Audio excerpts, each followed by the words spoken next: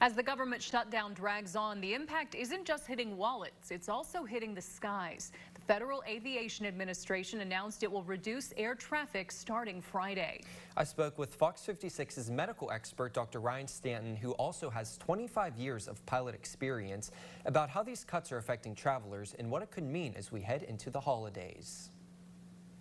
The federal government shutdown is now the longest in U.S. history, and as the deadlock drags on, the impact is hitting air travel hard, from air traffic control to TSA checkpoints. You have, the air traffic control, which is still a federal organization. You have TSA agents at your airport, and they are considered essential workers, so they are mandated to show up for work.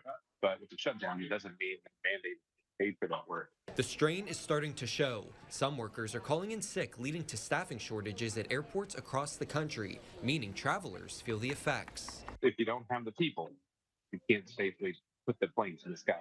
To ensure safety in the sky, the FAA announced that some of the busiest airports across the country will be seeing a 10% reduction in air traffic starting on Friday, including at CVG Airport in northern Kentucky and at Louisville International Airport. But what you're seeing here is the FAA and the air traffic control admitting that with the gaps and holes they have in their staffing, that this is what they're going to need to do to safely keep the planes in the air. Ryan Stanton has 2,100 hours of piloting experience. He says that 10% cut translates to about 3,000 flights per day. And even though major airports are taking a hit, the consequences trickle down. Every small airport goes to a major airport. And so it really doesn't matter if the direct cut is to a small airport or a large airport. They're all interconnected. With the holidays quickly approaching, more people will be flying across the country. Stanton says the effects from the shutdown are only going to get worse. Americans are taking the hit for the games and fights that are taking place in Washington, D.C.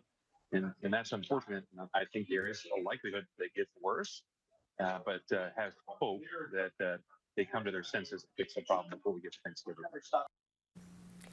We reached out to Bluegrass Airport for a comment on how these cuts might impact travel here in Lexington. Officials tell us it's simply too early to tell. They encourage travelers who have flights in the near future to check with their airline regarding their flight status.